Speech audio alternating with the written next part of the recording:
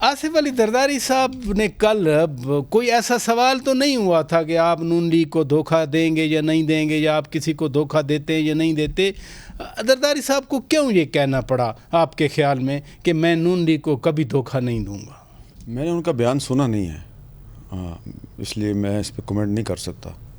میں چونکہ بتا رہا ہوں ایگزیکٹ کانٹیکسٹ بتا رہا ہوں کہ ان کو وہ نون لیگ کو ہی بتا رہے تھے یا کسی اور کو میسج دینا چاہ رہے ہیں کہ میں نون لیگ کو دھوکہ نہیں دوں گا.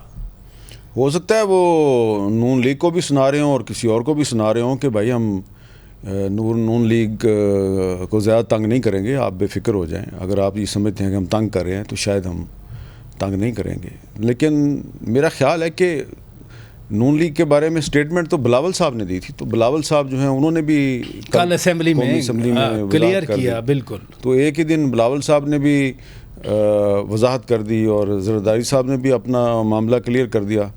تو لگتا یہی ہے کہ شاید ان کو کسی نے کہا کہ بھائی،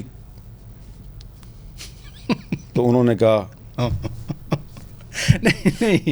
جب یہ والی بات ہو جائے تو بلاول صاحب کی بات کا کانٹیکسٹ تھا کہ سیلاب میں، اور یقیناً آپ تو جتنا عرصہ آپ نے سیلاب میں گزشتہ سال سندھ میں بلوچستان میں گزارا کوئی نہیں گیا تھا. آپ وہ ہر ڈسٹرکٹ، تحصیل اور تعلقہ جو ہے اس میں دیکھ کے آئے. بلاول صاحب کا کنسرن جینون تھا کہ فیڈرل گورنمنٹ نے پیسے وعدے کیے نہیں آئے. وہ تو خیر جب اسحاق ڈار صاحب نے پیسوں کا اعلان کیا، لیکن زرداری صاحب تو عام حالات میں بات نہیں کیا کرتے. وہ تو کبھی کبھی بولتے ہیں اور اس میں بولنے میں بہت آگے پیچھے وزڈم ہوتی ہے، ڈیپتھ ہوتی ہے. میں اس وجہ سے پہلا سوال یہ کر دیکھیں، مجھے جو جہاں تک میری انڈرسٹینڈنگ ہے کہ جب یہ 2022 میں تحریک عدم اعتماد لا رہے تھے تو اس وقت ابتدائی طور پہ نون لیگ چاہتی تھی کہ زرداری صاحب وزیر اعظم بنے. اچھا. اور زرداری صاحب جو ہیں انہوں نے